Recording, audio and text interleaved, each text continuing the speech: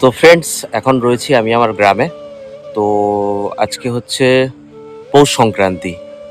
তো একটা ভাইয়ের সঙ্গে রাস্তায় দেখা হলো। এই জিনিসগুলো আমরা ছোটোবেলায় আমরা খুব দেখতাম, বাড়িতে বাড়িতে আসতো, টুসুকে নাচাতো, বানর নাচাতো। সেরকমই একটা ভাইয়ের সঙ্গে দেখা হলো যে আজকে কি নাচাবি? বান্দর। বান্দর নাচাবি? এটা বান্দর তৈরি করে নিয়ে এসছিস? তোর নাম কি? অলোক। অলোক। তো একটু নাচিয়ে দেখাতে পারবি? হ্যাঁ। ঠিক আছে, আমিও দেখছি, আপনারাও দেখুন। তো ছোটবেলার কথা মনে পড়ে গেল। নাচা দেখি। ডালের বদলিতে ডালকে যায়, ডালে ডালে খোলা খায়, তাদের ভিতরে সব ফুটে ছোট বলতে দুটো করে মুড়ি চালাইতে তিন দিতাম দিতা চাং তিন চাংটা তিন তিন তিন চাং চাং তিন চাংটা।